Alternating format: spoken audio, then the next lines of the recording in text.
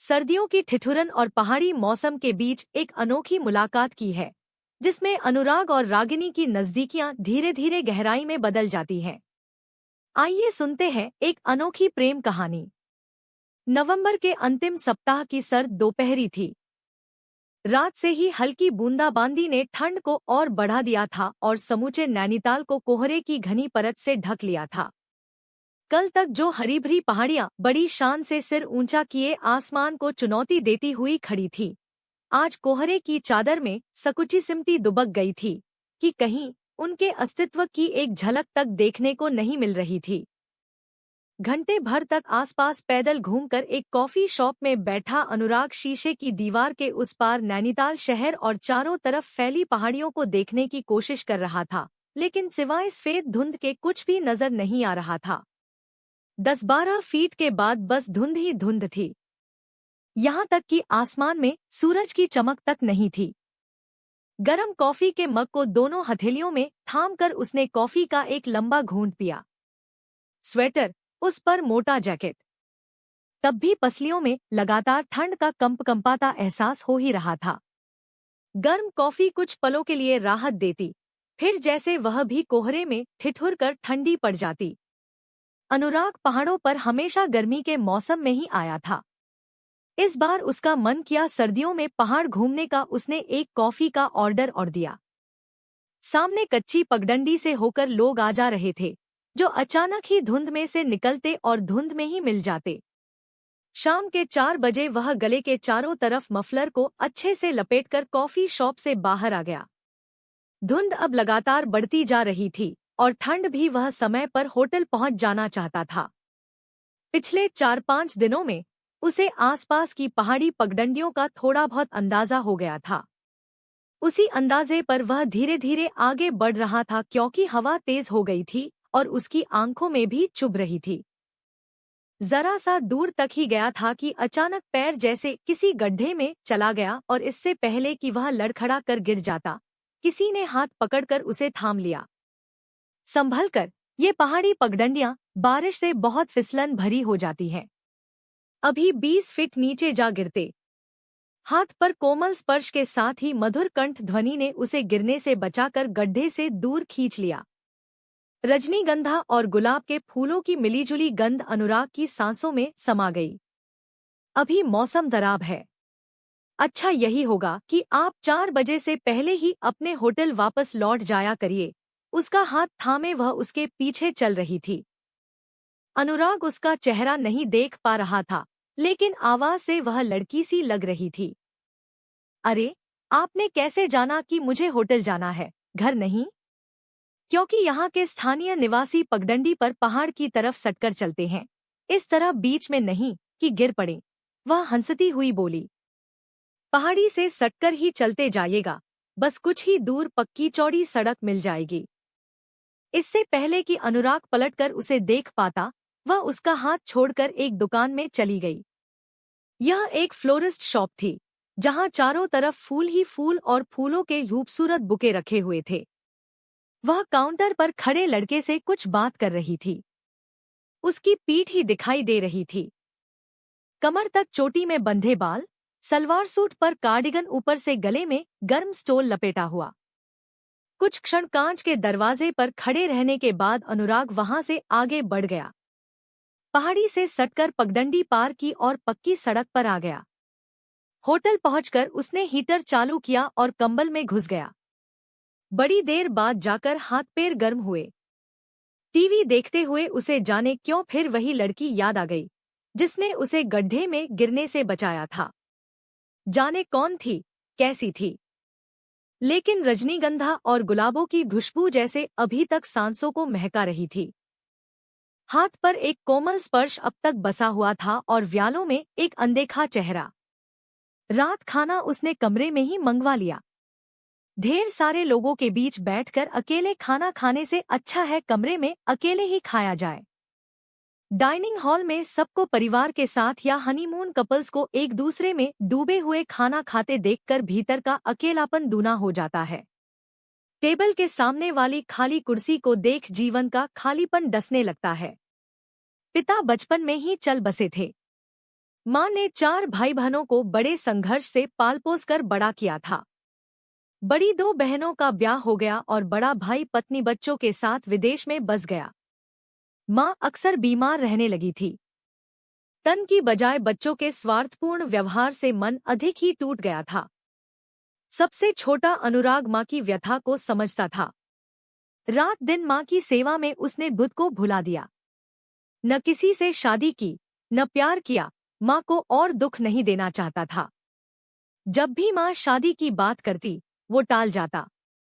एक तो जिम्मेदारी भरी नौकरी, उस पर माँ की देखभाल, वक्त ही कहाँ मिला अपने बारे में सोचने का। जब तक माँ चल बसी, तब तक वह 38 का हो चुका था। जान पहचान में सभी लड़कियां 1-2 बच्चों की माँ बन चुकी थी। हर 6 महीनों में छुट्टी लेकर अनुराग आसपास के पहाड़ी इलाकों में घूमता रहता। कभी गढ़मुक्तेश्वर, रानीखेत, मसूरी, शिमला और इस बार नैनीताल। 6-8 दिनों तक नए नए लोग और जगहों को देखकर अपना अकेलापन भुलाने की कोशिश करता। लेकिन अब घर का, जीवन का, अपना खालीपन चुभने लगा था। तरसता रहता मन किसी के साथ कोडोट। जाने क्यों दूसरे दिन अनुराग फिर उसी कॉफी शॉप में जा बैठा। टेबल पर बैठ कॉफी पीते हुए एकाएक ही मन में ख्याल आया, काश उसके सामने वाली कुर्सी पर भी कोई बैठा होता। टेबल पर रखा कॉफी का कप भी उसके जैसा ही एकाकी है। उसके लिए भी कोई साथी होता। कॉफी पीकर वह कल वाली पगडंडी पर ही चलने लगा। आज कोहरा काफी कम था, इसलिए पगडंडी आराम से दिख रही थी। थोड़ी दूरी पर ही शीशे की बनी फ्लोरिस्ट शॉप दिखाई दी। सामने से निकलते हुए उसने देखा एक लड़की बुके उठाकर शेल्फ पर तरतीब से रख रही थी। देखने से तो कल वाली ही लग रही थी, लेकिन चेहरा नहीं देखा होने से कुछ पता नहीं चल रहा था। पर पीछे मुड़ती तो वही लगती। जाने क्या सोचकर अनुराग भीतर चला गया। उसकी सांसें फूलों की खुशबू से भर गईं। दरवाजे की आहट से उसने मुड़कर पीछे देखा और मुस्कुराते हुए पूछा, जी कहिए, क्या चाहिए आपको? आवाज पहचान गया अनुराग। यही थी वो। उसने नजर भर देखा उसे। गोरा रंग, गालों की गुलाबी रंगत, पहाड़ों की निर्मल सुंदरता के साँचे में ढले नैननक्ष, उम्र 30 के ऊपर की, लेकिन चेहरे पर लड़कीपने की झलक अब भी थी। लड़की से नजर हटाकर वो शेल्फ में सजे फूलों को देखने लगा। ये क्लियों, ये कॉस्नॉस, ये लेसिनिएटा, ये बुरांश, चेरी के फूल, वह बताती जा रही थी। अनुराग एक नजर उसे देखता, एक नजर फूलों कोडोट। इतने सारे फूलों के बीच निश्चल मुस्कुराहट के साथ वह दूध एक प्यारा सा फूल लग रही थी। अनुराग की सांसों में अचानक गुलाब और रजनीगंधा महक गए। मुझे रजनीगंधा और गुलाबी गुलाब चाहिए, उसके मुंह से निकल गया। कितने फूल लगेंगे, बंच चाहिए या बुके? उसने पूछा। जी, कल किसी ने मुझे गड्ढे में गिरने से बचाया था, उन्हीं को थैंक्स कहना चाहता हूँ। आप ही बताइए, बुके ठीक रहेगा या बंच? अनुराग ने उसकी आंखों में देखते हुए पूछा। जी, हैरत से उसकी आंखें फैल गईं। फिर हंसते हुए बोली, अच्छा तो वह आप थे। फूलों की वादियों में वह हंसी अनुराग को किसी बहते हुए झरने सी लगी। आज फिर गिरने का इरादा है क्या? अगर आप फिर बचाने को आ जाएं, तो हाँ, अनुराग ने कहा। आंखें नीची किए वह शर्मा गई। अनुराग शॉप के बारे में बातें करने लगा। औपचारिक बातों के बाद अनुराग ने सच में ही रजनीगंधा और गुलाबों का एक बंच बनवाकर उसे ही गिफ्ट किया। फिर तो रोज ही अनुराग उसकी शॉप पर आने लगा। दोनों कभी आसपास की पहाड़ी पर घूमते, कभी किसी कॉफी शॉप में बैठ कॉफी पीते। उसका नाम रागिनी था। नाम के ही अनुरूप उसे संगीत का बहुत शौक था। पिताजी ने उसे संगीत की शिक्षा दिलवाई थी और वह बहुत अच्छा सितार बजाती थी। अनुराग ने अपनी छुट्टी 10 दिन और बढ़ा ली। रागिनी का साथ उसे बहुत अच्छा लगता। जिस साथ की उसे तलाश थी, उसे लगता कि रागिनी वही थी।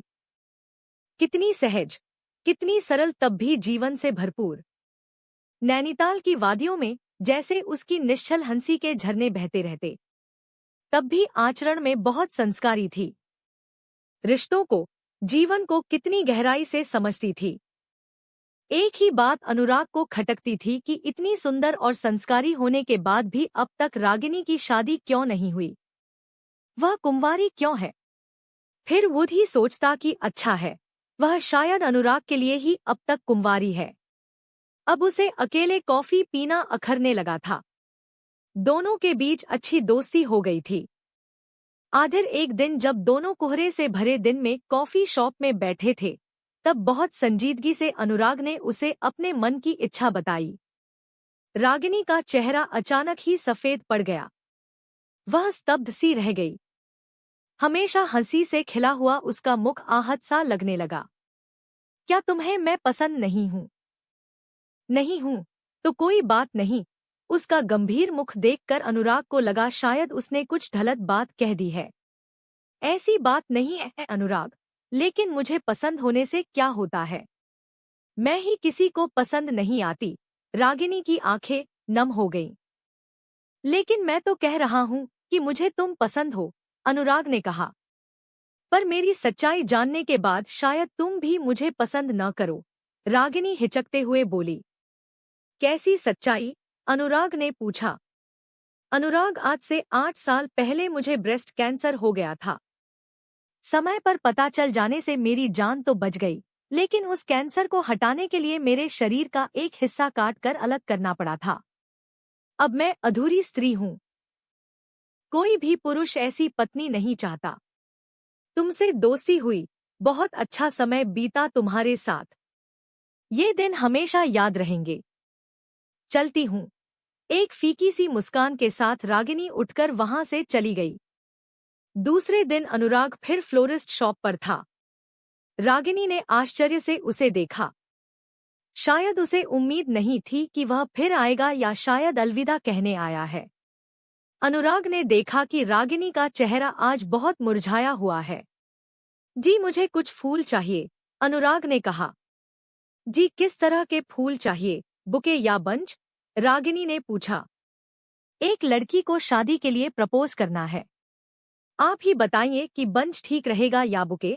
अनुराग ने शरारत से मुस्कुराते हुए कहा। जी, रागिनी को मानो अपने कानों पर विश्वास नहीं हुआ। अरे पगली, मैं तुम्हारे मन की सुंदरता से प्यार करता हूँ, और मुझे तो तुम्हारे शरीर में भी कोई कमी नहीं लगती। जो लड़की कैंसर को हरा सकती है, वो जीवन की हर कठिनाई में मेरा दृढ़ता से साथ देगी। मुझे ऐसा ही मजबूत साथी चाहिए, अनुराग ने रागिनी का हाथ थामते हुए कहा। रागिनी की आंखों से खुशी के आंसू बहने लगे। अनुराग ने एक लाल गुलाब उठाया और रागिनी को देते हुए कहा, कॉफी टेबल पर मैं भी अकेला हूँ, और मेरा कप भी। क्या तुम मेरे कप के अकेलेपन को दूर करोगी? जीवन भर एक कप कॉफी मेरे साथ पीकर? गुलाब को हाथ में लेकर रागिनी उसके अजीब प्रपोजल पर मुस्कुराकर अनुराग के सीने से आ लगी। आज चलकर तुम्हारे माता पिता से बात कर लेंगे। सच बहुत अधूरा था तुम्हारे बिना। तुम्हारा साथ पाकर मैं पूरा हो गया। कॉफी शॉप में अनुराग ने रागिनी का हाथ थामते हुए कहा। रागिनी के चेहरे पर वही प्यारी सी मुस्कान खिल उठी। कोहरा दूर हो रहा था। सुनहरी धूप की किरणों में उसका रंग दमक रहा था। कॉफी टेबल पर कॉफी के 2 कप भी साथ पाकर जैसे मुस्कुरा रहे थे।